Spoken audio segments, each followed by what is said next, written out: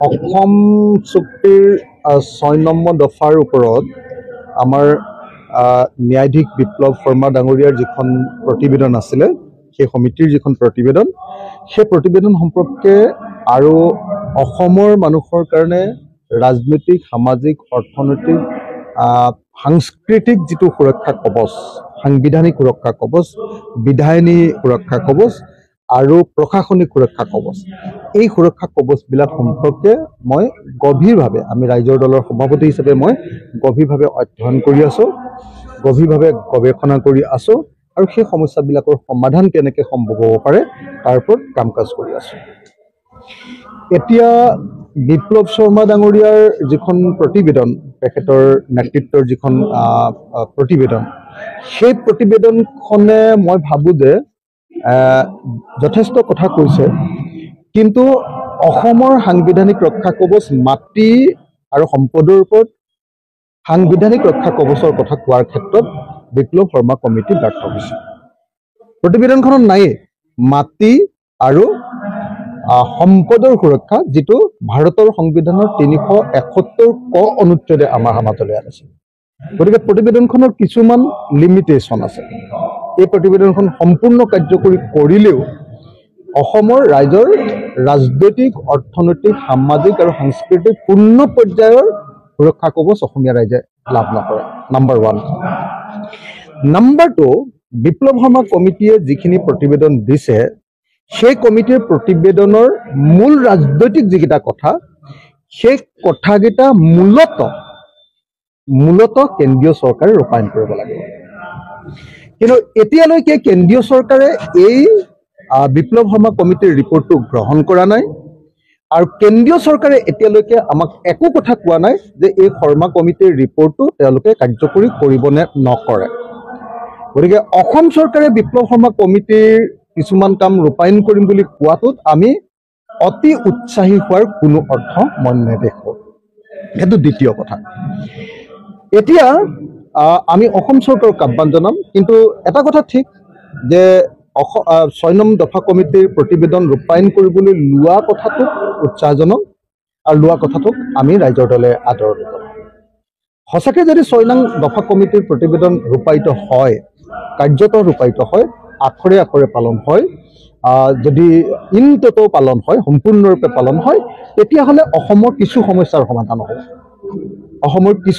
সমাধান হ'ব। আৰু সেইকাৰণে মই অসম চৰকাৰ, ভাৰত চৰকাৰ সকলোকে আহ্বান জনাইছোঁ যে ইনটোটো বিপ্লৱ শৰ্মা কমিটিৰ প্ৰতিবেদনখন ৰূপায়ণ কৰা হওক। এতিয়া বিপ্লৱ শৰ্মা কমিটিৰ কোনখিনি প্ৰতিবেদন অসম চৰকাৰে ৰূপায়ণ কৰিম বুলি কৈছে? বিপ্লৱ শৰ্মা কমিটিৰ সেইখিনি কথা ৰূপায়ণ কৰিম বুলি কৈছে যিবিলাক সাধাৰণভাৱে এখন ৰাজ্য চৰকাৰে প্ৰশাসনিকভাৱে কৰিব পৰা কাম। কোনবিলাক কাম? যেনেকৈ ধৰক আপোনাৰ জ্যোতি চিত্ৰবনত পইচা দিয়াৰ কথা কৈছে, সত্ৰবিলাক সংৰক্ষণ কৰাৰ কাৰণে পইচা দিয়াৰ কথা কৈছে, যেনেকৈ ধৰক আপোনাৰ কি কয় শংকৰদেৱ কলাক্ষেত্ৰৰ কাৰণে টকা দিয়াৰ কথা কৈছে। এনেকুৱা ধৰণৰ যিবিলাক প্ৰশাসনিক কাম কাজ, সেই কাম কাজবিলাক অসম চৰকাৰে কৰিম বুলি কৈছে, এইটো ভাল কথা, কৰা উচিত। কিন্তু অসম চৰকাৰে অকল এই কাম কাজবিলাক কৰিলে অসমীয়া জাতিৰ কাৰণে এতিয়াও সাংবিধানিক, বিধায়িনী, এতিয়াও সুৰক্ষা কৱচ আমি লাভ নকৰোঁ। সেইটো ইম্পৰ্টেণ্ট। যদি সঁচাকৈ অসম চৰকাৰে বা ভাৰত চৰকাৰে সঁচাকৈ যদি অসমীয়া মানুহক সাংবিধানিক ৰক্ষা কৱচ দিব খোজে, তেতিয়াহ'লে ভাৰতৰ সংবিধানক ৰাজ্যক দিব খোজা সাংবিধানিক সুৰক্ষা কৱচ অকল এটা অনুচ্ছেদতে আছে। সেই অনুচ্ছেদটো কি? 371। 371A পৰা 371J লৈকে এই অনুচ্ছেদকেইটাতহে কেৱল আৰু কেৱল এখন ৰাজ্যৰ সাংবিধানিক সুৰক্ষা কৱচৰ কথা লিখি থোৱা আছে। যেনেকৈ ধৰক 371A নাগালেণ্ডক দিছে। নাগালেণ্ডৰ মাটি আৰু নাগালেণ্ডৰ মাটিৰ তলত থকা সম্পদ, তেল, কয়লা, চূণশিল, এই সম্পদবিলাকৰ ওপৰত নাগালেণ্ড চৰকাৰৰ বাহিৰে কোনেও হাত দিব নোৱাৰে, নাগালেণ্ডৰ মানুহৰ বাহিৰে। গতিকে অসমৰ মানুহৰ যদি মাটি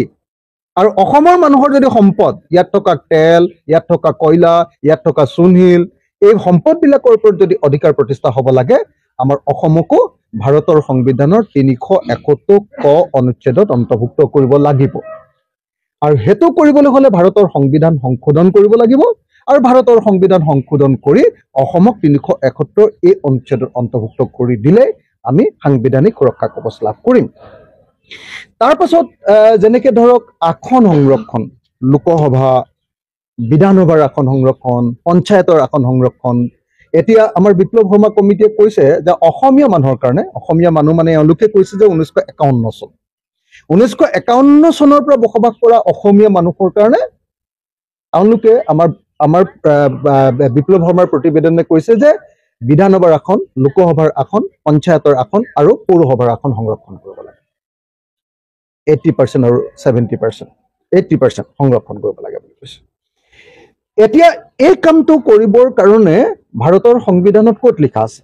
ভাৰতৰ সংবিধানৰ আৰ্টিকল 371 এফত ছিকিম ৰাজ্যখনত ছিকিম ৰাজ্যখনৰ যেটো লেপচা জনগোষ্ঠীৰ লোকসকলৰ কাৰণে তাত সংৰক্ষণ আছে এতিয়া 371 এফত যদি অসমৰ নামটো হুমুৱাই দিয়ে আৰু অসমীয়া মানুহৰ